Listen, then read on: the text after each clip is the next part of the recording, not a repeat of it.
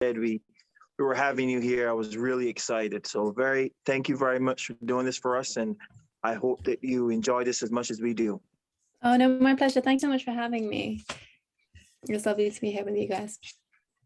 Well, I guess, should we wait longer or should we start, Megan? Well, you know, normally I say let's hold off for a few minutes, but my heart goes out to Sania and the fact that it's what, 10 p.m. Yes. over there. Okay. It's No, 10:30. It's 10:32 at night for her. There we go. But it's okay. No problem. Honestly, I'm happy to wait for you guys if that helps. I mean, what do you think, Dr. McFarland? I feel like folks are going to trickle in, you know, regardless. Good. Y'all want to get started? We certainly can. Okay. Dr. Carter is connected to. Very good. Very good.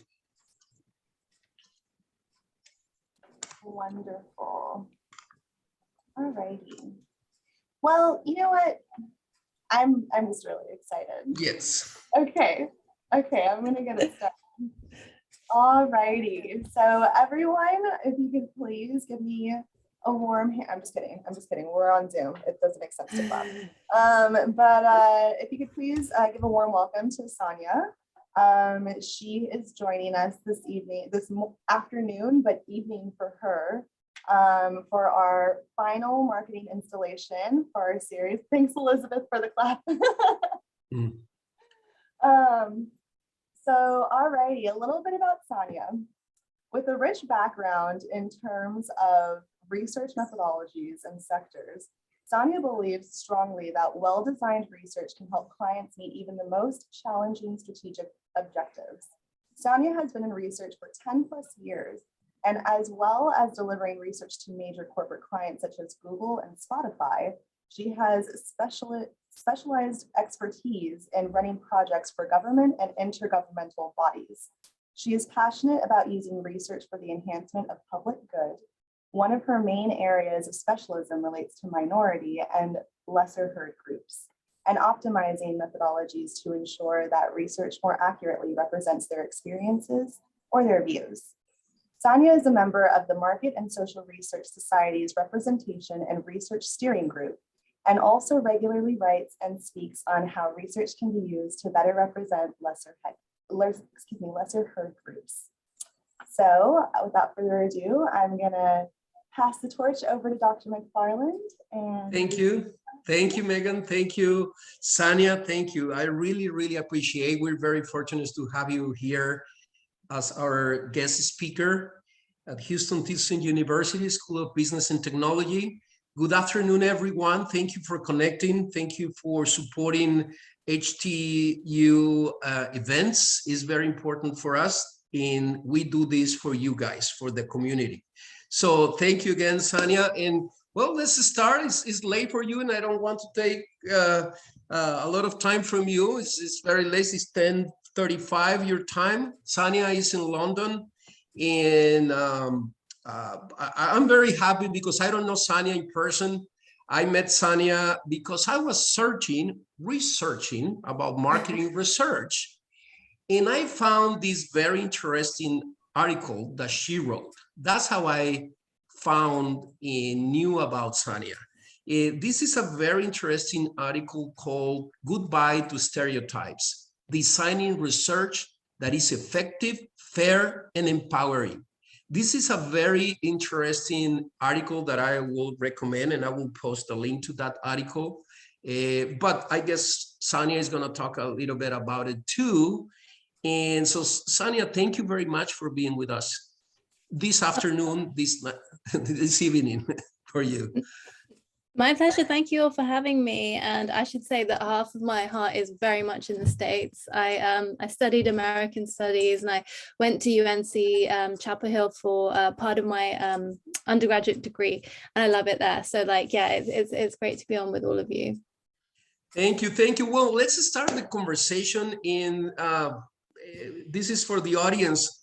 Sania has a good I like the way she presents. I had the opportunity to invite her last semester too for another class, but she's going to share with us some presentations, and I think it's very important to hear what she has to say. But contacting Sania on LinkedIn and she responding, she's famous because she's writing a lot of articles, and I guess a lot of people is following Sania, but she took the time to answer my message that I sent on LinkedIn. So again, thank you very much. But let me start this conversation by asking you, Sania, why marketing research, and why to talk about the stereotypes and in bias and all of that? Why marketing first? Why marketing? Why to choose this field? Yeah, sure. So I guess I went about it a bit backwards. I was always obsessed with I guess race relations, and what I define more broadly as intercultural matters, which I guess then also includes ethnicity and racial groups. And being from a minority ethnic background, my heritage is from South Asia, it was always just very apparent, and I can come to that a bit later as to why. But I was just like so fascinated by those kind of ethnic and racial differences and tensions and inequalities, and actually how do you strike the balance where we can all live harmoniously and appreciate difference and stuff, and then what are those kind of points of tension or levers that can be pulled that sadly then lead to things going not so well and the other way. So I think my heritage, that was always top of mind. And then I just studied race relations and did all of that, and was then honestly trying to figure out how I was going to turn any of this into a career. And so it so happened that when I was doing my master's, there was a module on research. And that's when I became very passionate about it, because essentially what research does is it's about helping to understand populations and societies in a very holistic, robust way. So not the stereotypes that we might see sometimes in the media. It's kind of helping you really understand. It's a bit like detective work in a way. So I sort of saw a lot of opportunities for that to be used to help kind of with race relations and intercultural matters.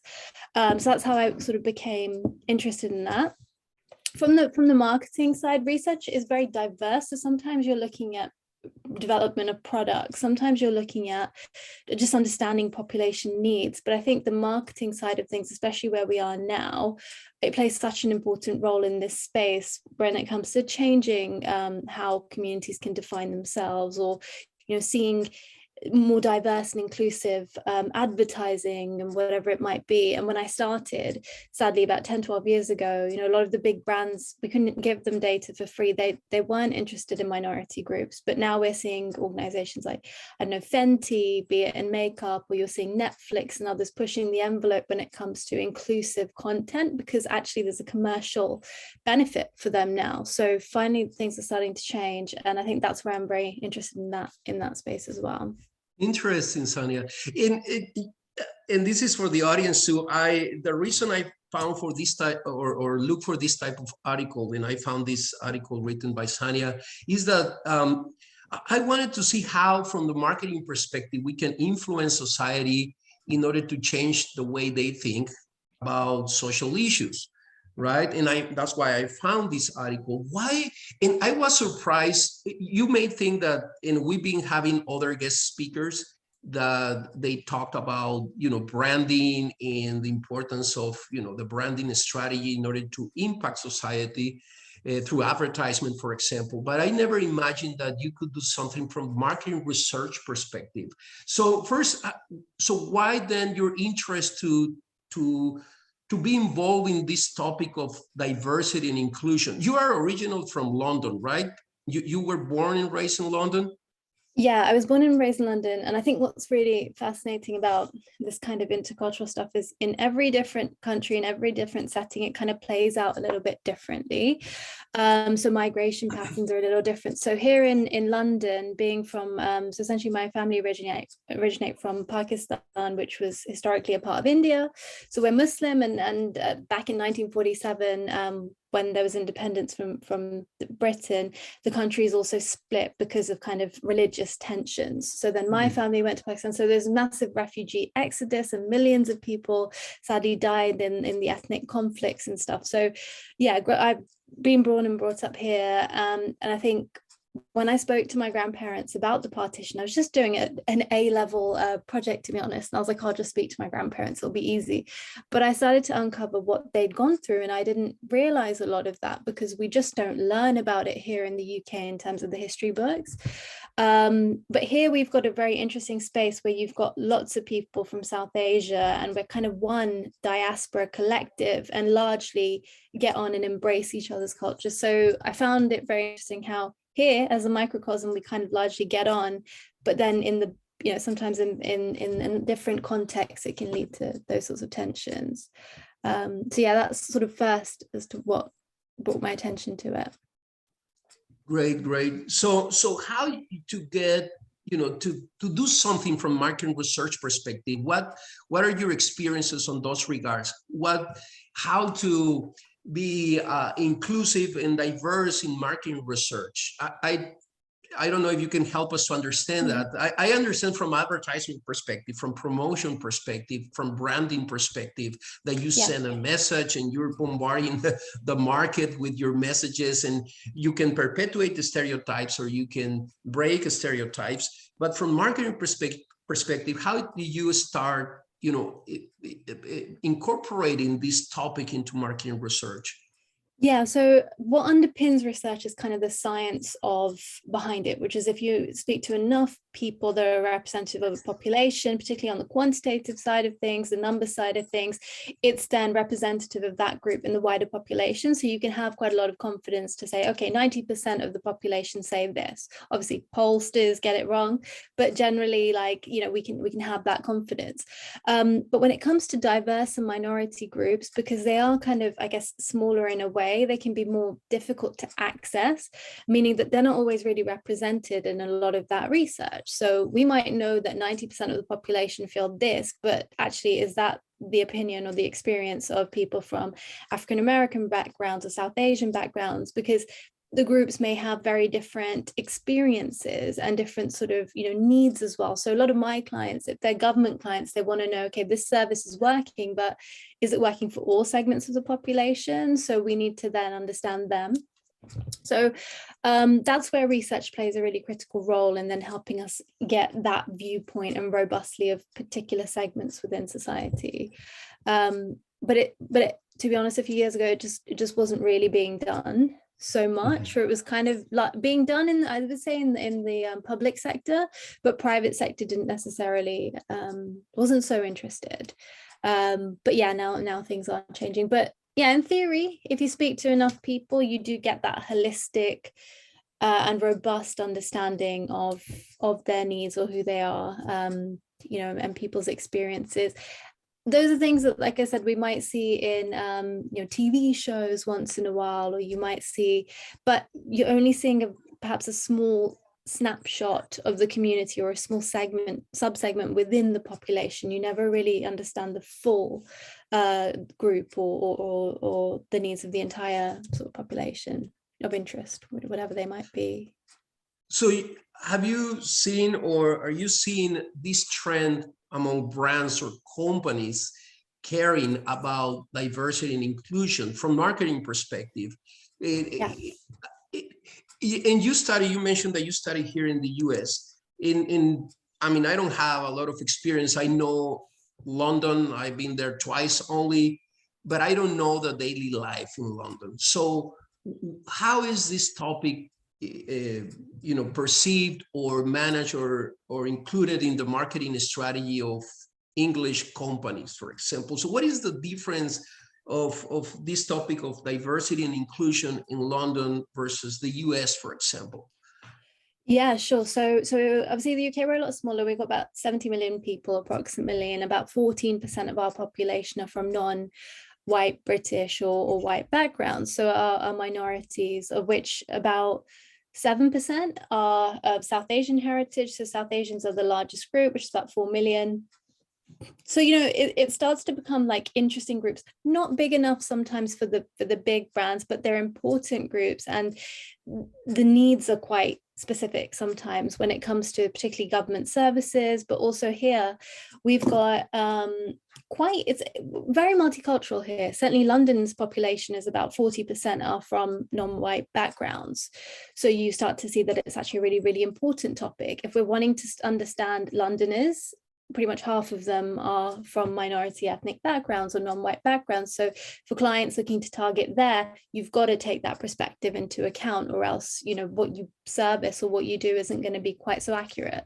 So there's this Nike campaign. I don't know if you guys saw, Nike do very like city-based campaigns. So their London one was great in so much as it featured a lot of people from Black and South Asian backgrounds and Muslim backgrounds. We've got quite a big Muslim and Arab population here as well. So when you want to get to that level, it's quite interesting. I think in the States, obviously the population is, you know, what, 300 million plus. So, you know, there's a sizable proportions of people from non-white backgrounds, you know, 30-40 million plus in, I think, certain groups and stuff. So a hugely important population. And I know that there's a lot actually coming out in America in a few years or in a few decades. I think the non-white population are going to become the majority quite soon. So it's becoming increasingly important to get that right in the States from a service point of view, like public service point of view, but also from a brand's point of view. So yeah, demographic shifts are making everything more and more important. But yeah, that's life in London. I would say it's quite inclusive. You know, people are very like, in our best moments, very embracing of cultural diversity, because it means we have like nice foods and we get all these celebrations, and it's really nice to see. I think, like I was saying to you in some of the conversations we've had, I think the last few years, there are a few tailwinds and things that are driving change, and not in a forced way, not in a kind of tick box, so you have to do this. There is a bit of that, but generally there's kind of a shift towards inclusivity for a few reasons, which certainly when I started off my career, there was absolutely, that was not the case. So I feel like there's a lot of work to do still, but we're at quite a nice opportune point at the minute. Great. So let me move to this article that you wrote. Again, that article that is named "Goodbye to Stereotypes: Designing Research That Is Effective, Fair, and Empowering." Why to write this article? Why? How you got the idea? I don't know if you can share. I guess you have a presentation or something that you wanted to share in those regards. Yeah, I can share. And so I guess like I'll talk you through, I suppose, how that's evolved. So, and okay. I really appreciate you reading the article. I've always loved to write, and I've always been flying the flag for this minority research, and like that's been, having done it for like 12 years now. I think when everyone started to think about it in 2020, I sort of had a bit of a head start because I'd been doing it for this long. So luckily then people were sort of starting to take some notice. It became a bit in vogue at the time. So I was asked to write a few things, or there were some organizations starting to come up in the research space. And then I was approached and they sort of said, did you want to write a piece? So this sort of took a lot of my learnings and a lot of my, I guess, behind all of this is my advocacy for the fact that as a minority, as someone who's passionate about race relations and sees the opportunity with research, I just feel like this could be something that can really help minority groups where, you know, sadly, there'll be certain stereotypes that come across, and then that impacts day-to-day lives of people that you can't escape from, sadly. Like, just from my point of view, as, for example, as a British Muslim, there are a lot of, sadly, like weighty things that come with being Muslim in London and in the West generally. And it's like, if people could just understand the day-to-day people, you know, who are peaceful and whatever it might be, then maybe we'll start to change some minds. That's kind of where that all comes across, and then I sort of hopefully put it across through the, you know, methodological lens. But yeah, I'll show you. So then that has kind of led to, thankfully then, you know, me being asked to sort of evolve things or do some training. And so I'm running some industry training now, which is all about how do we do inclusive research. And again, I must say, I hope this is coming across, but it is quite a difficult thing to explain when I'm asked what do I do, and I'm like, oh, it's intercultural things, and like, well, what exactly is it? So I hope it's coming across in some way, but there are a few elements to this. So as I was building my training course, I was sort of trying to think about inclusivity and generally what that means. So I guess a few things that I wanted to flag as to maybe how we've gotten to this point are a few sort of tailwinds that are supporting where we are now. So these are just some quotes that I love, but W.B. Du Bois and others, but it's sort of the whole aim of research in this space is to help us kind of get to know each other more. And, you know, things that can disrupt dehumanization are when we sit with people that are perhaps different from us and we realize our similarities. Again, something that research can do so well, because if it's done well, if it's executed well, because, you know, it does just show you a sort of holistic perspective. And this from the book Cast. I don't know if anyone's been reading that, but it's a really interesting book. Oprah has been promoting it as well, but it talks about radical empathy. And so it's sort of radical empathy, on the other hand, means putting in the work to educate oneself and to listen with a humble heart to understand another's experience from their perspective, not as we imagine we would feel. So it's very much putting yourself into that group's perspective or giving them ownership over their narrative. And again, something that research can help with. So yeah, I suppose that's a little bit about the why. These are all things that sort of W.B. Du Bois in particular, things that I sort of studied growing up, sort of influenced me. But one thing I'd say, one big tailwind, I don't know how familiar everyone is with ESG, so the environmental, social and governance agenda, which now companies, you know, it's backed by investors in the finance sector, and obviously money talks. So when there's that pressure coming, there is more, I guess, weight to it, and companies are having to do more to show that they're making a positive social impact in terms of diversity in how they're servicing consumers, and also their internal structures, diversity and inclusion there. But this can be a bit patchy.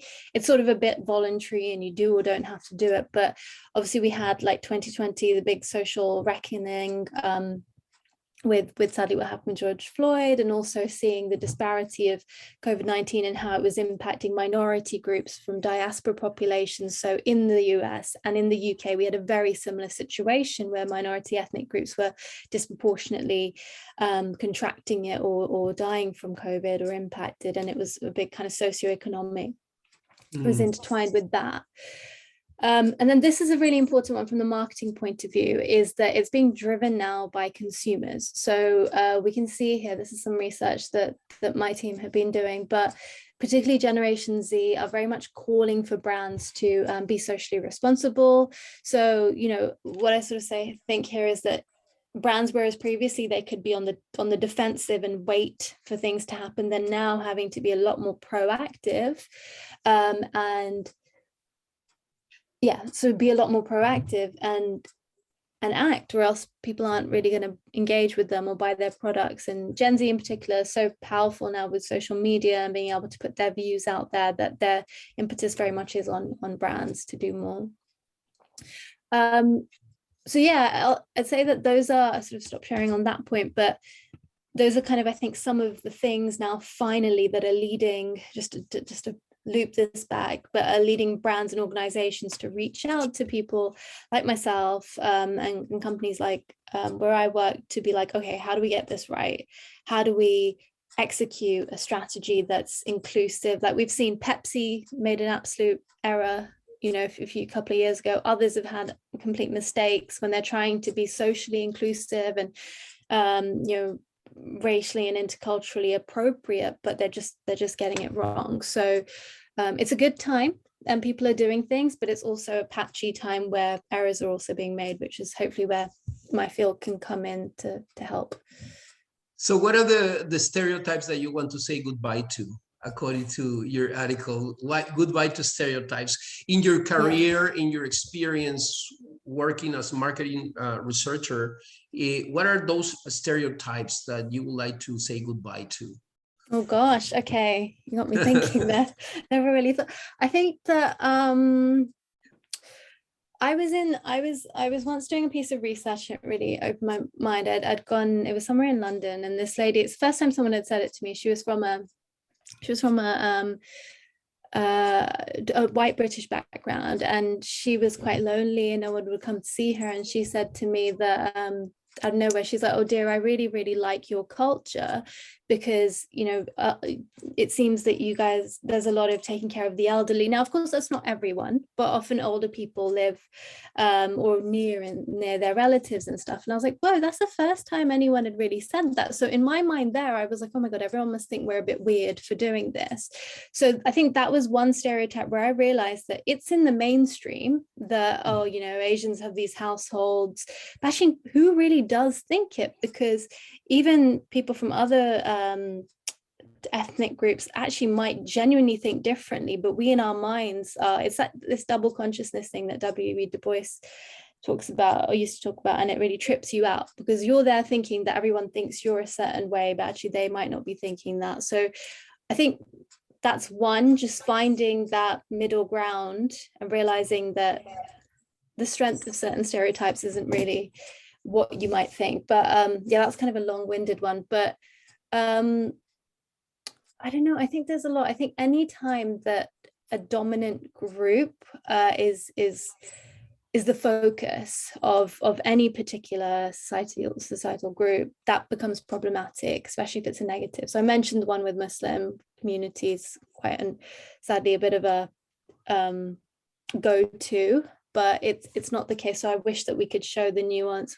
within Muslim communities and how it is peaceful. So that's a big one for me. Obviously, race relations in America is something that I studied a lot, do quite a bit among African American and minority students in the US, looking at actually pathways and educational outcomes and stuff like that. So that's another sort of area, I think, just showcasing some of the some of those bits that people don't necessarily always see, in the passion for education and certain topics. And here as well, I think there are sort of assumptions as to why minority groups don't go into certain careers, and it must just be that they're not interested in them, or, you know, they're not good at them. But you realize, no, it's because they maybe don't have access and they haven't had opportunities. So that, I would say, is one. This whole, I always say, everyone always assumes that, okay, everyone's starting from the same starting line. Well, actually, they might not be, because of their context growing up. They might be starting from a little further back. So we can't necessarily expect the same outcomes and blame people for not achieving the same outcomes. So yeah. So, and now let's put this background in this understanding that you have about inclusivity and diversity in marketing research. I know that you design, or at least you shared with us last semester, and I would like you to share with the audience here, this methodology that you have to design a very effective, fair marketing research project. So what is this methodology? And I don't know if you can share with us a case. There is one case that I know that she did. Yeah. I love that case, but I mean, this is your talk, but I just, so I get excited about your work. So I don't know if you can share with us this methodology, because I think we can learn a lot from this. Yeah, no, absolutely. I'd love to. Yeah, and that will hopefully make this kind of what I'm saying, fingers crossed, a little bit more tangible. If it isn't quite yet. So you can see this. So yeah, before I get into that, this is kind of what I've been saying, you know, the dangers with, if certain groups are dominating the narrative for minorities, it can sort of skew everyone's views and opinions of certain groups, and it puts, you know, everyone in a bit of a challenging situation. And to say that I do a lot of work, like I said, with minority ethnic groups, also with refugees. And as we know right now, there's this big kind of discourse and dialogue about, certainly here in the UK, about economic migrants, and, you know, people aren't really, you know, they're just the situation that where they are so challenging, they have no choice. So one of the case studies I'll talk about is one that I did in refugee camps as well. But yeah, to say, so this is just sort of a broad overview. So when we're doing research that's inclusive, the first thing to look at, the first step is gaining contextual knowledge. And the focus here is trying to understand, because you may not be from that community. And even if you are, it's about being open to the information that you may not know. So knowing your blind spots and trying to address those. And I'll come onto that in a bit, but it's kind of the whole Brené Brown, like, be okay to be vulnerable and admit that you don't know everything. So kind of go in with that.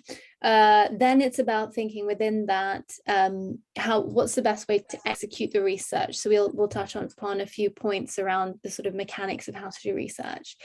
Then this third one is very much about the why of research. So you might have designed the most perfect research project, but unless it's apparent to the community that you're wanting to work with why you're doing that, and that it won't harm them as well, because sadly a lot of research in the past has been harmful, then it's never quite going to be executed well. And then the fourth one is, how do you take it that one step further and actually deliver on what you're trying to do and promise.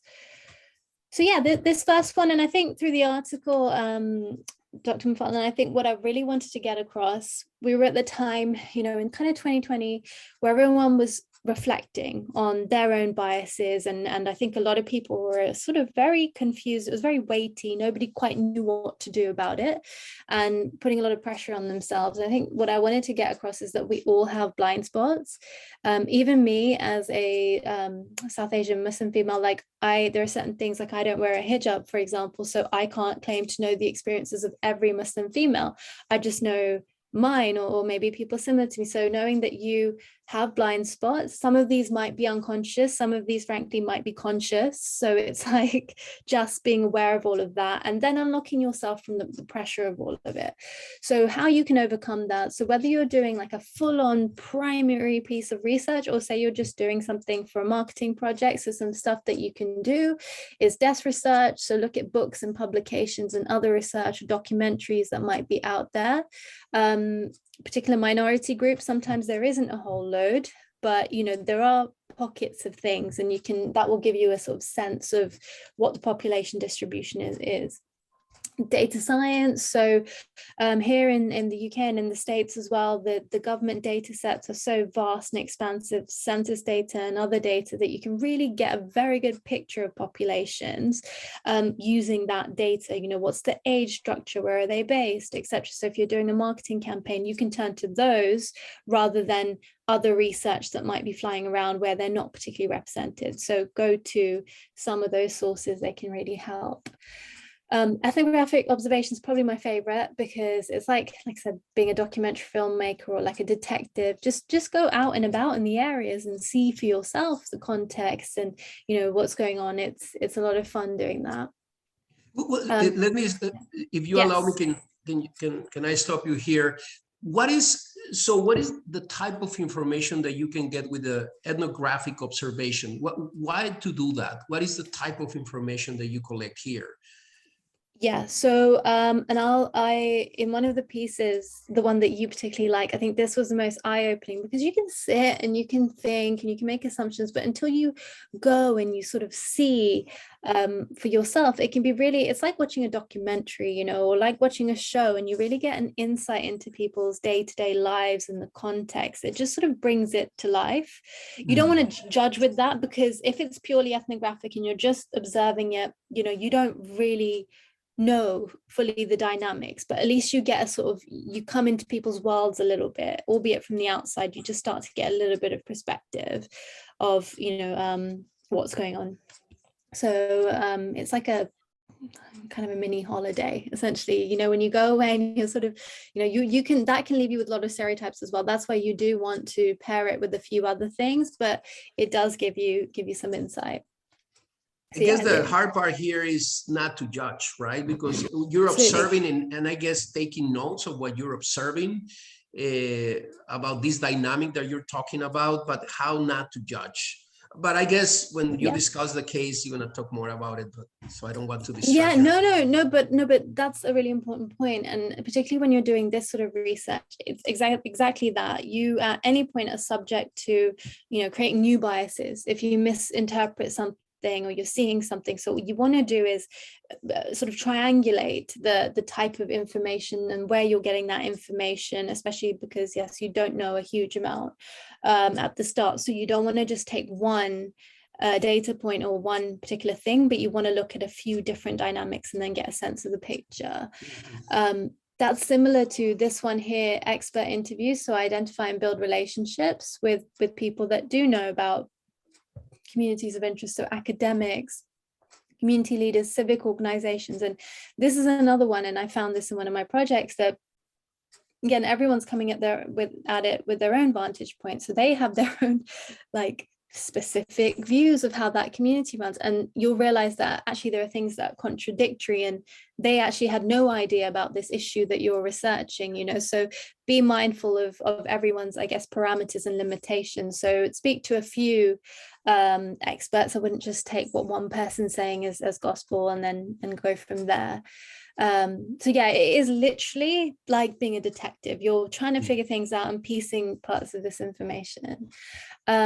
And then in that, this one's really important. So we work quite a bit with cultural mediators. So you get a lot of translators in research because a lot of the work we do is international, but this is working with people who've got lived experiences of the culture, also understand maybe the culture that you're from or domestically or whatever, so they can kind of act as a conduit between the two and help you sort of be like, okay, actually, no, let's look into this, or this is something that you should keep in mind when you're studying this community. So they can give you a lot of insight if you involve people from the community. So here, these cultural mediators, we call them, but they could be, where you do research with sort of people from that community, they become peer researchers. So then they're doing the research for you, or they're helping you and stuff. So again, it's just about that ownership of when you're designing things. And everyone's talking about authenticity, but if you build your work or if you involve people that have those experiences, it means that you're able to kind of get that knowledge when you yourself may not. Then when it comes to sort of designing a piece of research, so I'll just sort of broadly give some sense of this. So quantitative is the numbers. We often do that through surveys or other things, but you're wanting to speak to hundreds, if not thousands of people in order to get robust results and do it in a very scientific-y way. But that said, you want to, when you're doing any piece of research, what happens with inclusive research is, well, sadly, what doesn't happen is it usually doesn't get done because people are like, okay, well, we can't really access, minority groups through the prominent means of how we do research, which are now the most cost effective and time efficient ways, which are these largely these online panels of hundreds of thousands of people who are reflective of essentially a microcosm of the national population. We can do research with them in like 2-3 days, and then that gives you robust answers. But minority groups aren't really covered on those panels and things because of demand, because of challenges to access. So that's something that through the representation research group I'm in, we're trying to make a change. But clients are going to have to pay more in some time right now, and so they don't always end up doing it. So you do want to be realistic. How much time have you got? How much budget have you got to do this piece of research? And within that, what's a sufficient outcome? So I'll talk about one that really, a piece of research that was not great in my mind, because they had these limitations and they selected a particular methodology, but that methodology was quite harmful. Well, I might as well say now. So it was a few years ago. It was called What British Muslims Really Think. And of course, it was done by a TV channel. So the news picked it up, and it just created a real problem for British Muslims here, because it was actually only reflective of up to half of the British Muslim population. But the population they looked at, they went to specific cities. And so there, the socioeconomic experiences of people were quite different to the other 50%. So actually it could never claim to represent all British Muslims, and it left out really important groups. So the younger population, because a third of British Muslims are under 18 or something, so it didn't even include them. So it gave a very skewed view, but it claimed to be representative of everyone. So that's where I'm just like, please, if you're going to do that, just be very clear about your methodology, or just don't do it. So like, that's kind of, yeah. This is basically to, what you're talking about here is a quantitative research. I mean, to define the sample size, to define the data collection approaches, is just to prepare everything to start defining if you're going to go with a qualitative, because the previous slide, you're talking more about, you know, observation, which is one of the qualitative methodologies, right, to collect information. So this is more quantitative, right? Is to design a questionnaire, the survey. Yeah, that's a really good point. So this is basically all the questions you would want to ask yourself at the start of doing anything. And then once you figured out, okay, what's possible, then you can maybe decide, okay, what's better, a quantitative approach or a qualitative approach? If you've not got huge budget, maybe go qualitatively. If you can't access the audience, you have no choice but to go qualitatively. Okay. So all of these are questions that you would want to ask yourself at the start, but perhaps, yeah, the more stringent, you need to be a lot more strict, I think, with quant research in how you do it. So definitely you got to ask yourself meticulously, can you even do this robustly? If not, go do some qual, because it gives you some really good insight and really good indications. So yeah, for sure, you'd want to make all those decisions. And then, yeah, when you're thinking about your sampling, and in qualitative as well, or quantitative, you want to think about, you don't want to get overwhelmed, because again, it can come to the point where someone's, you know, where we were in 2020, it was like, oh my God, it has to be the most perfect research, or we can't do it because we're going to risk biasing. And my point, you know, you got to be pragmatic, because otherwise no one would ever do anything with in an inclusive way, because it is tricky still to do. So how do we find that middle ground? So you don't have to cover everything. So you're doing a piece of research on, I don't know, social media, you know, there are some of these things that, or fitness, you know, that some things may not be that important for a study, or makeup or something, you know, maybe religion would be a little bit of a factor, but not too much. And maybe, you know, some of these, so you don't have to cover absolutely everything or think about everything when you're sampling, but do think about, you know, so, okay, so let's take fitness. So if you're doing something in fitness, one of the projects that we did was, okay, we thought, okay, religion might be a factor, because certain communities might want to wear something slightly different. Others might, you know, not want to be in all female environments, that kind of thing. So for something like that, we'd probably factor in religion and be like, okay, let's make sure we've got diversity across religions. But you might not need it for something else, you know. Buying chocolate or something, you may, it's of no real relevance as such. So you want to think a bit about these factors, who you're including. And then when you're conducting your research, there's a whole host of different ways that we can capture information. So yeah, if you're going quant, here we have in the red some of the quants, so the surveys, telephone interviews, paper interviews, qualitative, communities, etc. Now, the main things when it comes to inclusive research is knowing that it's about accessibility. So at times you might need to translate things, you know, into different languages so that people can take part. There might be other things to consider, matching, ethnic matching. It's very important, again, from that ownership thing. A lot of what we're seeing in the industry is that minority groups are often hesitant about how research is going, very fairly, how the research is going to be used.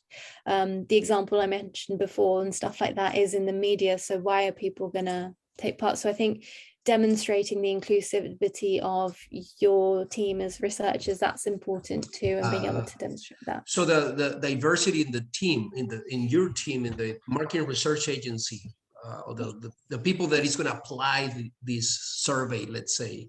Yeah, Absolutely. Ideally that. So often I'll do focus groups where, like, if it's a diverse group, I don't necessarily have to be from that background, but them just seeing that, okay, there's someone here who's diverse, people will feel a little bit more comfortable.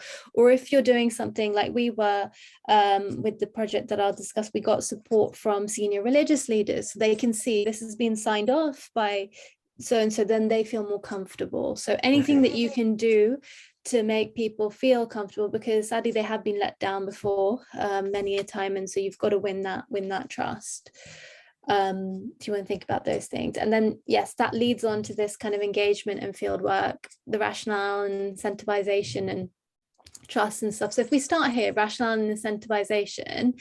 Now research in the way we're doing it, and while I'm very social focused, it is still a commercial activity in a way, in that we get paid to do it. So our clients are paying to conduct the research.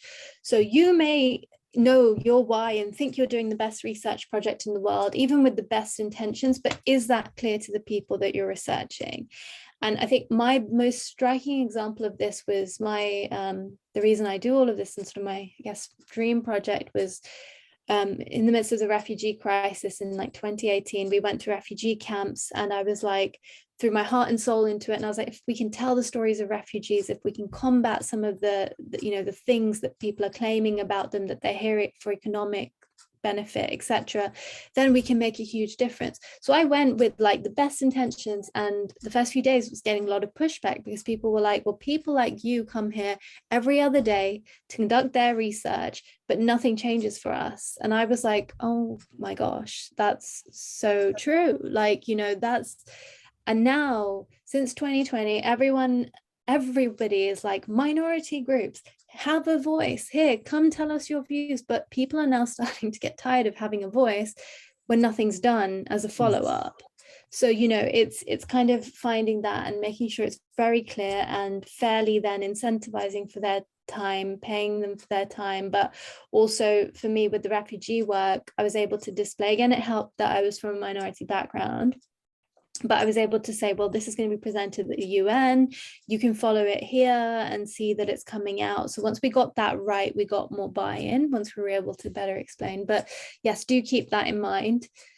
And what can really help with that is winning over gatekeepers. So people that do have access to communities where you don't necessarily, whether those are religious leaders or just group leaders or brands or whoever it might be. If you can win them over, they can kind of open up access to groups. Again, we can come to that, but there's that. And then there's cultural sensitivity. So being mindful and not offending and not saying, trying your best not to say or do things that are inappropriate. Again, I don't think anyone really does this knowingly, and it can come from a place of just not knowing. So it's, again, and just finding that place where being very open with, okay, I don't know, like we don't know. So getting the help of experts that can then help you build this. And if you show, I always say to my team, show the workings out. So if we can say to people, hey, we've done this research, we've involved religious leaders, we've involved such and such people to help us design it. So they know effort's gone in. It still might not be perfect, but we have tried. And then people are a lot more accommodating. But yeah, be mindful of that. There are certain customs and things, again, we'll come to this, that ways you might want to dress or words you may want to not use and ways you need to phrase things, or else that can be a real turn off. And in research, bias is such a big thing that if you've thrown in a word that actually people don't like, or they might just stop responding, or they might respond in a different way, and then your data, you can't really interpret it correctly. But yes, be mindful of that. And then this final one, so this is, I guess for me, while I am in research, a lot of what I do outside of research or kind of connected is in the space of like music and entertainment, for example, in relation to sort of South Asian communities and minority communities. So a lot of it is seeing it in action, seeing this stuff like delivered and there. So I'm quite big on this fourth part, which isn't that common in research, but I think it can be very good in this space. So once you have built those relationships, given how difficult it is to access certain communities in the first place, you want to try and maintain that. So one thing can be using the relationships that have opened the doors to help you actually then implement the research piece or what you've done. So they might be influencers in the community, and then they can help you kind of get your products out there or your service delivered. It can be good PR. So like I've been sort of flagging throughout, delivering on the promises you're making, that you're not just going there just to do research for the sake of it, but this can be a way of showing that you've actually done what you've gone there to do. And then in future, if you stay connected to communities, I mean, this is the most awesome thing. Like, people in research are like, these groups are hard to reach. So we're very much fighting to change hard to reach to lesser heard, or perhaps harder to access, because the effort is just not made to access them in the first place in, you know, traditional means, which is fine because commercially it's not, you know, it hasn't sadly been something that clients are paying hugely for. So once you access them, you can continue that loop, and then they sort of, you know, so willing to give. I mean, this is a generalization, but everything I've done, I found that the groups are so willing to want to continue to help if you win them over in the right way. So yeah, those are the sort of 4 steps. I know this is very researchy, but I'm hoping that there are things in here that you can perhaps apply to the other bits that you've done. You know, I think it's very important to know, at least based on your experience, but I think it's the general process of marketing research, or to prepare your research. But your point of view about including or understanding the culture, doing this observation in order to not to bias your research. So you can have, because we have to remember that the first step in marketing, in a marketing strategy, is to study the market, is to do a research, right? Yeah. Because you're going to make decisions on this information that you're collecting. And if it's biased or is not, you know, collected correctly, you're going to make probably you're going to fail in your decision. Right? Yep. So you want to do it right. And when you have a diverse society or a diverse market, for example, you need to understand very well. And inclusivity and diversity makes a lot of sense. So no, I think it's very interesting. And I want to ask the audience if you have any question for Sania, you can write it down on the chat room and we can read it. And we can, you know, discuss a little bit about it. So I know that you have a lot of experience applying this methodology. So what are some examples? I know that you have some examples, and that's the part that I love the most, how to apply all this knowledge, this methodology from marketing research perspective. So I'll start with this project, and I will say, so this is not the biggest in terms of budget, this project, but it was probably the hardest project I've ever done. And I think this is what made me really think about the approach, because I was like, before I could do this stuff, like, and I knew what I was doing and I would kind of just do it. But with this, so these clients came to us. So this was the weather office. Here we have, they're called the Met Office. So they disseminate information about the weather, which most of us don't think about on a day-to-day basis because we'll have it on apps and stuff. But there are certain groups that will call in to the call center because they don't really access weather information in any other way. They largely tend to be older people who maybe don't use the internet so much, and perhaps who are lonely, and they'll call the call center. But what they were finding is they were getting an intense volume of calls at particular points in the week or the month, and from particular geographic areas they'd so located. And it seemed to them that it was essentially the Haredi population, so the Hasidic Jewish population, because it mapped onto where they were geographically based. So they were sort of guesstimating that it was coming from there. This particular group are clustered in kind of 3 areas in the UK, but the main thing is that a segment of them don't really access digital technologies. So internet-based things, or they do, but they don't have certain apps. So their main way to access the information was calling the call center. And this was actually putting a lot of pressure on the call center workers, because they were calling at quite strange times and a lot of calls, and our clients didn't know what to do. And they tried to do the research before and it hadn't worked because they just couldn't access the group. So they called us and they were like, hey, we know that you're like experts in this. Can you access this group? And for a second I was like, oh my God, I don't know if I can, like, am I actually an expert? I would not have the slightest clue. So it took a lot. So I said to them, look, I would want to scope it out first and see if we can even do it. So why you thought that it was going to be hard for you? Why? Yeah, because the group was so Hasidic Jewish population is quite, I guess, closed off. It's slightly insular, so they're not really. It's difficult to gain access to them. We can't just go onto the ground and go and speak to them because there are certain cultural customs. So in our network of people that help us find people for research, it wasn't one method. We sometimes free find on social media ads and stuff. That wasn't going to reach them. Everybody we spoke to was like, no, there's absolutely no way we can help you find them. So I was like, okay, we'll have to just turn up. But so what we but then you can do that, but then what the client wanted was a more robust, okay, what should we do about our service? So I was like, we may not be able to achieve it in that way. So we did a lot of searching. We tried to see the types of research that was out there, and there really wasn't very much. So from that first stage, we were struggling to get a sense of who the community were. How do we approach this? We knew so little. But we eventually made contact and managed to reach out to a newspaper.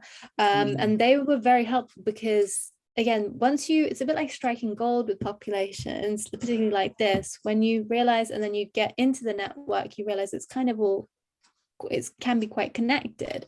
So this newspaper was kind of on their board were like senior rabbis, and we needed, once we had their approval, then the public would be more comfortable speaking to us and stuff. So we put out a questionnaire in the newspaper, and then we put information about what we were going to do.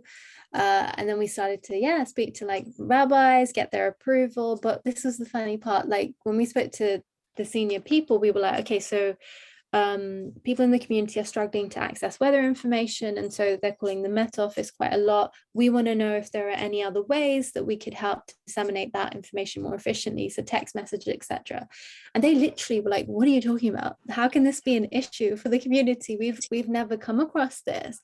And we then realized it was older men and women who weren't necessarily accessing the internet and stuff even in the workplace, but other pockets of those experts and stuff didn't themselves know. So then that's when I started to think more about, you can't just take one viewpoint, you can't just trust that, okay, these guys are experts, they'll know. You got to piece together bits of information. This methodology was, we threw everything at it. So we conducted questionnaires. We realized that people weren't really that forthcoming with answering them, and we then went and spoke to people. We set up like little stations where they could come and tell us. And then once we actually got to speak to people, they were so forthcoming because the weather information was so important to them. And they really valued it. That every time we were like, okay, they were more than happy to share their views, basically. And it ended up being a really, really fruitful project. And I think for me, the best thing about this was it really changed the client's views of the population, because at first they were like, oh, okay, they must not like us, they're calling it this time. But what we realized is that they loved the Met Office. It was like their kind of one place that gave them the information they needed, but they were open to receiving it in a more efficient way. So our clients were very happy, and they're now working with the newspaper to disseminate that information. But I'd say that the biggest learning there was everyone had their, I would say, maybe stereotypes and fears about, okay, how did the community feel? Do they like us? Do they not? And then once we kind of got to that middle point and we found everyone was kind of, on the same page, but nobody sort of knew. So I'd say this is one of my kind of favorite ones. Is this, so the target group, the people that were responding to your research were Jewish men? It's in the more Orthodox Jewish community, but I would say there's maybe only about a third of the community, because it wasn't the people that were men who were going to work. in the day, or women who were going to offices or wherever, because they got some internet access, like BBC and stuff, so they could see. It was actually more so housewives and older men who weren't really accessing information anywhere else. So it was just a sort of, it was a subgroup within the population. It wasn't the whole population. So then we were able to be like, okay, it's this particular group and these are their particular needs. And so, yeah, it was seeing that nuance. Who applied this survey? You did? You personally did that? Yeah, so yes, so we built like a short survey that just went into this newspaper. Basic things, sort of helped us just screen the population, but the most value we got from it was literally going on the ground, dressing in a culturally appropriate way, and asking people if they had a minute or two to speak to us. And because they wouldn't give us longer, it was not something that they're very accustomed to, you know, random people talking to them on the street. So we had to like make ourselves look legitimate and have boards and stuff in our newspapers, but they were very forthcoming with information, and that they'd prefer text message and stuff. So yeah, it was quite ethnographic. Okay. Okay. Any conflict between you as the researcher and the target market or target subjects of your research because of the gender difference and the religious difference? Yes, so our the person that was leading the newspaper, or one of the people there, he walked us around. So he did the ethnographic piece and kind of talked us through the cultural customs. And he's like, men will look down, they won't look at you, don't try and look at them in the eyes, it'll be seen as really inappropriate. And then if you know, then word spreads, if there are like these inappropriate people going around asking about the weather, that's our whole like project shut down. So yeah, we had to they were like, don't be offended if people aren't looking at you, and just also, and then there were things like you had to cover your collarbones and stuff, and for me, I will say I was quite nervous because, again, for my own thing, you know, there are I just wasn't sure how open maybe the community would be to someone from my background or heritage and stuff. So, but they were really lovely. They were like, quite a few people were just like, are you from India? Are you from? And I was like, oh my gosh, this is so nice. Like, here I was worried, would I be accepted? But literally people were very intrigued and really nice about it. So that is another, like, again, a stereotype gone from me thinking, well, maybe they wouldn't.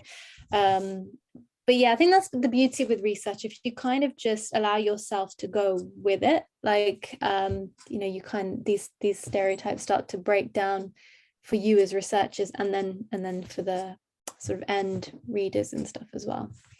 And then the interpretation of the data. Once you collected the data, how you do the interpretation, the analysis of the data that you collect.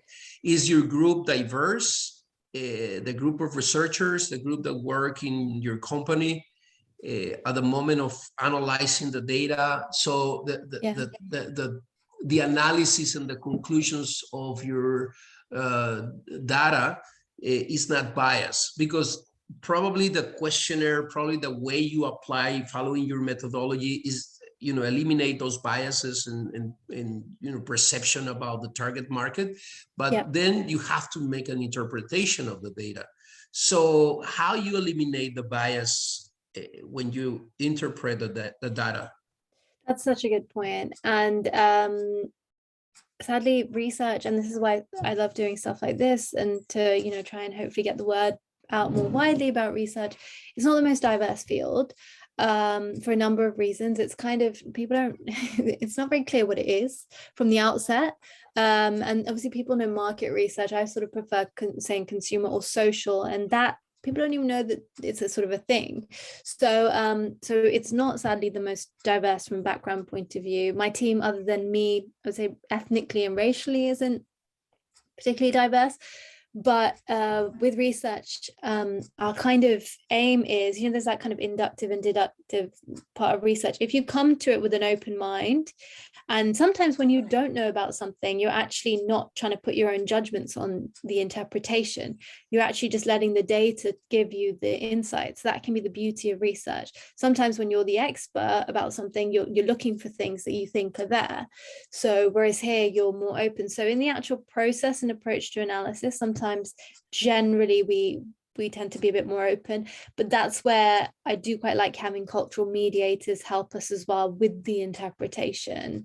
In this case, we had the people that were part of the newspaper and stuff that could help us interpret things and help us then be like, okay, this product would or wouldn't work. So we didn't come up with something ridiculous, which actually, while the community might want it, maybe senior leaders wouldn't allow it to happen. So that's where we then took on a few different perspectives.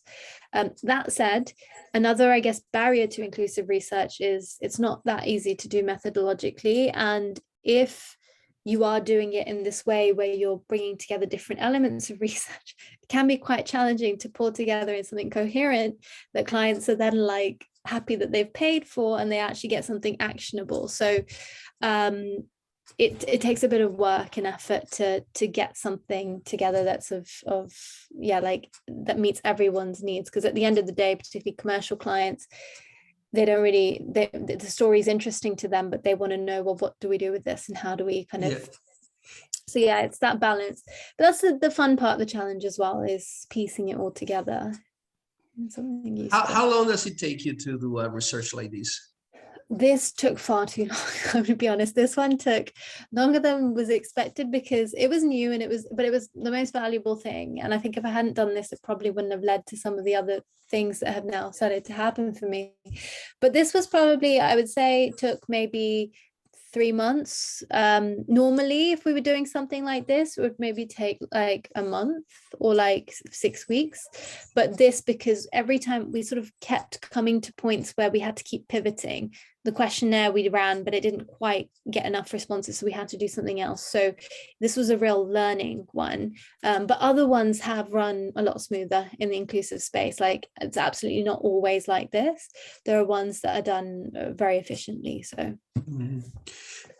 So once you make the interpretation, you mentioned that you have to make a recommendation to your customer. So what is the trend that you see on those regards? Talking about branding, for example. So how this research can help a brand to reposition in somehow influence society.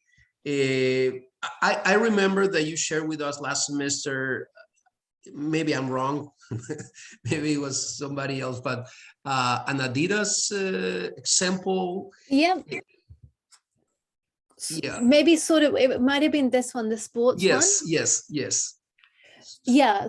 So how do we help them, I guess, like deliver on that? And kind of, so this was a piece that we did in the sports space, and on this there were quite a lot of assumptions. So sometimes clients can come into these things and think that the situation or the issue is so insurmountable that they either have to translate everything or everything has to be like ethnically appropriate. Actually, but the beauty for me is then showing them, well, no, like it doesn't. It just needs this tweak or, this bit of imagery. So even for us, we built this thing, we painstaking, I'll just zoom in here. This was our flyer where we were trying to get people to take part, and we wanted to make sure it looked diverse, but not, it didn't alienate other groups that didn't feel maybe it wasn't quite for them because they don't wear hijab. So we had to strike the right balance. And so it's like, well, actually this lady's sporty, you almost don't notice if her head's covered or not because you can associate with the other elements.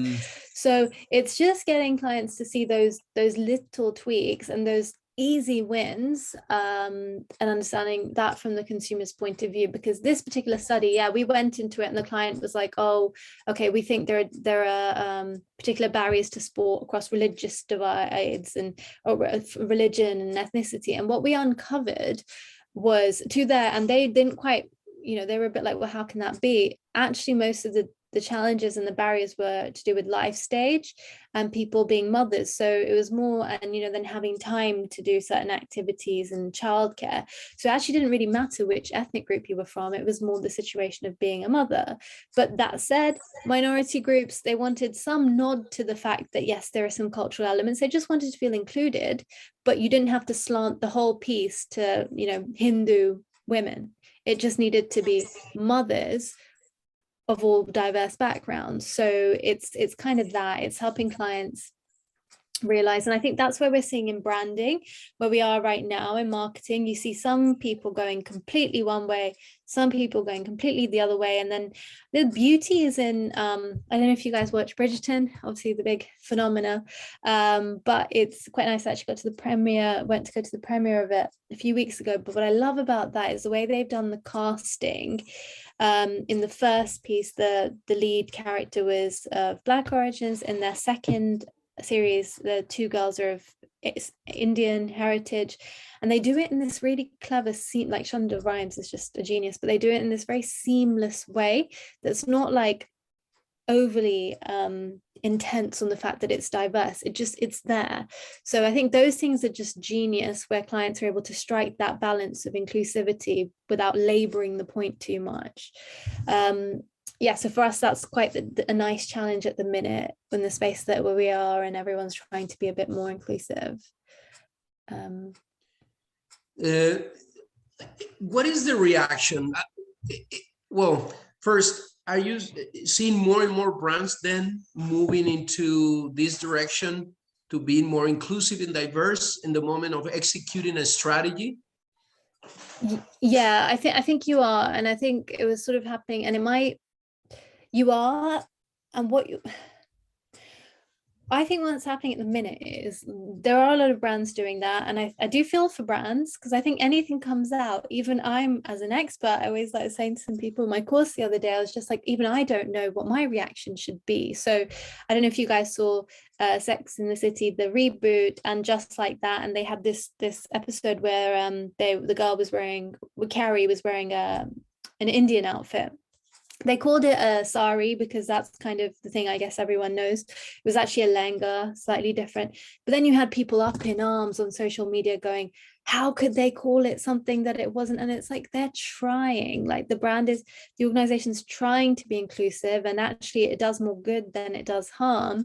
But yeah, I feel for brands, the stakes are quite high right now, where they're wanting to be inclusive, but there's also a lot of, I suppose, cancel culture still around, and they're kind of navigating that space. My fear there is maybe some of them will stop doing it if they, don't quite execute it well, or they're scared about executing it. But again, where hopefully research can help them.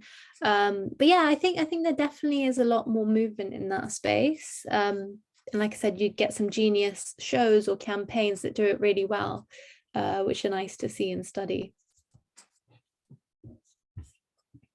Sorry, what is the result that you have seen? I don't know if you have, or as part of your job, you measure certain indicators to measure results of an advertising campaign or a marketing campaign in general. When you do something like this type of campaign, does this give brands better results, or it's just the same? Or it doesn't matter if you include or change your positioning to be more diverse and inclusive, etc.? So that's a really, really good question. And it's something that we do quite a lot of research on kind of perceptions of brands. I think at the minute, some of the inclusive stuff, to be honest, where it is right now, I'm not sure how much is yet being done. Certainly we haven't done too much, but I think for minority communities, just stuff like that will help them feel more included, and then help them be more interested in a brand. Or like we saw for Gen Z and groups like that, if brands are inclusive, it's like, particularly for Gen Z, it's sort of like, okay, great, so it's a good thing, tick, they're inclusive, it makes them feel maybe more connected to them, or feel like the brand's going in the right way. So it's a win-win. You're winning kind of the mass population because they can see you're inclusive. You're then winning minority groups because they feel included. I think there may be a portion of the population that might feel a certain way, that it's like too inclusive, and then some brands are perhaps alienating some of that older audience or their core audience because they're not comfortable maybe with this direction. But certainly young people seem to be very much on board, young people of all backgrounds, whatever the inclusivity. I think inclusivity in general is good. There's a bit of concern at the minute around tokenism and doing it in the right way, but yeah, I feel like people are receptive to that. People are also I think, smart and start to see where it looks like it's being done because it's a PR, it's good for PR. So again, why it's an interesting time right now to see where it's being done well and where actually people are calling it out because they don't feel like it's quite being executed well enough. But I don't know if you have information about the US, but do you think that the movement of brand being more proactive in you know, in these social movements or aligned with these social movements is it the same in the UK that it is in the US? Although still a lot of brands still need to move into that direction. They're not doing anything on those regards, but you can see certain brands here. You can see certain products, for example, that change the image.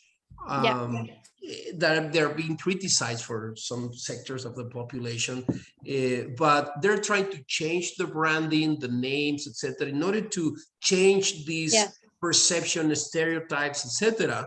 So, how do you see this movement in the UK?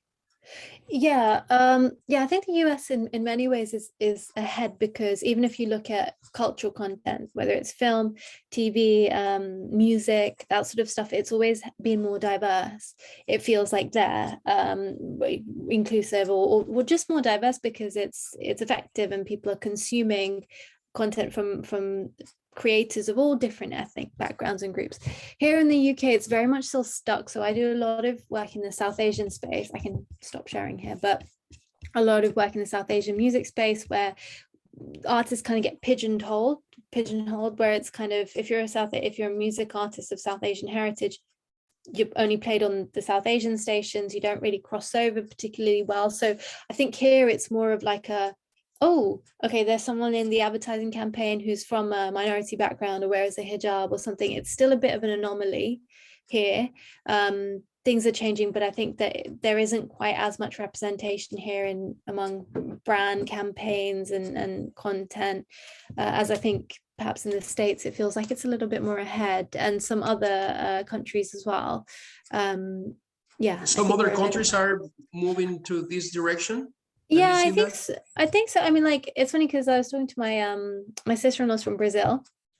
So I was talking to her mum about Brazil, and so we were talking about, you know, race and all this other stuff, and she was saying Brazil is quite multicultural. So she's like, in all of like the TV campaigns and the ads and stuff, you see people from all different ethnic and racial backgrounds. So she's like, I've never really noticed it as much as then when I came to the UK or go to parts of Europe, and you just don't see it, you know. So I think there are other places where, again, the context determines, but here in the UK, it feels like if you see it, like my friend was on an ad, and so it's like a big deal, like, oh my God, he's like on an ad, that's so cool. So yeah, it's not that common, but it is starting to change. It's a very concerted effort right now for it to change, which is good. So we're starting to see that. But yeah, I feel like you guys are perhaps ahead. Maybe the history of race relations in the States is obviously a lot more I guess challenging in many ways, so there are their own challenges with that and trying to address that, whereas here we don't perhaps have it in the same way. Great. Well, I want to open the discussion with the audience. I don't know if anyone has any question that you want to write, or you want to open your microphone and ask the question to Sania. I have more questions, but I want to let the audience ask or interact. Anyone? Yeah, definitely. Hello? Okay. Well, I don't know. Maybe they're thinking about that, but I really like your research. I really like the way you present you know, this topic of diversity and inclusion in your articles. I have a big question. How dangerous is for a brand to take a position? Do you think that a brand, or whoever represents the brand, be voicey about the social issues as part of the brand positioning, Yeah. do you think it's risky for the business to take a position in society as a brand, as a company? Yeah, it's a really good point. I think now I feel like you have to take some sort of position because consumers are demanding it. So even if we look at, consumers are demanding that companies pull out of certain countries, obviously with what's going on right now. And so when you're getting that, the company kind of has to act. So it's a bit, I think it's more and more stressful for companies, and it's more and more important that they research like what actually fits with their brand, because again, consumers can sort of see through when you're doing something that doesn't feel authentic.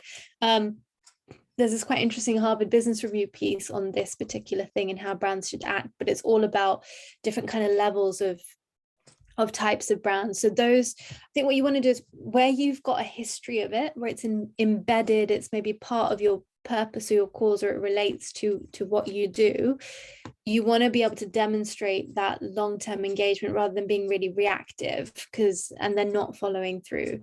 So I don't think that brands have to do anything and everything, because then you are just purely reactive, but ideally pick certain areas and demonstrate what you're doing on that, and demonstrate the structural commitment to changes, because there's a lot been said of late about all of the money that was promised in 2020 to racial justice and organizations, but where's the follow through been? Where are the actual changes? Who's done what in that space? So I think consumers are increasingly, like I said, starting to see what's maybe a PR campaign and what's maybe a PR opportunity versus what is actually an authentic action. Now, there's a space in the middle where I think it works well and fine, because companies will act where it's maybe a good thing to do, but there is a massive PR opportunity as well. There are a few things around some Nike campaigns and others, and I love Nike, by the way, but some of the things where they're saying that actually maybe it was opportunistic, but for me the point is, even if it was, the social impact has been so huge that everyone wins, Mm-hmm. So yeah, I think brands need to pick which topics and areas. There's also a sense of brands these days claiming something about social justice and racial justice, but actually their internal workings are not demonstrating that at all. And then with all this transparency around company reports and ESG, as I mentioned, it's very easy to see that they're not their board might not be diverse at all, gender wise or ethnically, racially, etc. So yeah, you've got to live out that purpose as well if you're going to take a stance, I think. Great. Well, I appreciate your point of view. I agree with you. I think we should, as brands, we need to do something more. I think we have a great opportunity being marketers to impact society through, because we sometimes we own the media, sometimes we control somehow with the messages that, especially in social media, that you can become viral and everybody will talk about you. So if we send the right message and make this message viral, we can really create certain impact in society. The way you design the product, the way you design your marketing research methodology, the way you design your promotion, your product strategy, the packaging, etc. You're sending signals that if you send the right signal, you may have a positive impact, or at least not keep perpetuating the stereotypes. And I think that's because we move as humans, we move based on shortcuts that we have in our brain, stereotypes that we have in our brain. We tend to judge, and based on this judgment, we make decisions. If we can influence as brands, we can change this way of thinking for good. I mean, for more positive way of thinking. So I agree with you. So thank you very much, Sania. I think we have, let's see, I think we have a question, or no, it's okay. One of our participant in this, people in the audience is thanking you for your participation, and I want to thank you too. I don't know, Dr. Thompson, you're there? I guess he was here, but he disconnected. Are you there? Okay. I can, Yes, sorry. No, I just to follow up on that, and yeah, to make it applicable to what you were saying. I think we discussed this last time as well, about the whole opportunity with marketing, because yeah, research can help you understand the group, help you design your marketing campaign, help you test your marketing campaign. Is it effective? How are people reacting? But I think the genius of marketing and what marketers do is just so nice to see. Like I said, when you see something executed so beautifully, we're not that creative in research. We can kind of tell you, okay, these are the sorts of things, but to see, you know, what you guys do and the skill set, and yeah, how that can shape and change society. Like it was Nike's and Adidas's campaigns, the kind of impossible is nothing campaign, or Nike have theirs throughout history. These things have shaped and changed our views about gender or race. And so yeah, it's hugely powerful, particularly now. It's such a great time to be there doing it. And if research can support you, do it as well, because it can definitely, I think, reduce maybe the margin for error. Great. Well, thank you, Sania, very much. Well, let's go for it. Let's try to do something about our strategies and try to consider everything that we learn here. Sania, we thank you very much for your time, for sharing your experiences, your knowledge with us. I learn a lot. Again, every time I interact with you, I learn, and I appreciate it. I really appreciate it, and I'm pretty sure the audience appreciate it too. So with that being said, I hope you have a great night. It's very late for you. It's gonna be midnight for you. And that's very, very, something that we really appreciate. So thank you very much, Sania. I don't know if you have any final remarks for us. Yeah, no, thank you so much for having me here. I mean, like, it's just such a pleasure to get to talk to you all, and yeah, you get me thinking as well, and kind of the connection with marketing. So no, just really enjoyed it, and hope it's been useful. Please do reach out. You can find me on LinkedIn and stuff if you want to follow up with any questions. But yeah, really appreciate you all being here tonight. Thank you. And I'm going to share with the audience, if you allow me, your article, because I like it and I recommend it. Yeah, so this is a link to the article.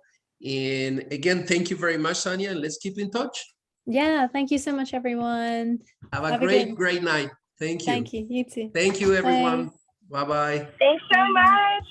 Bye.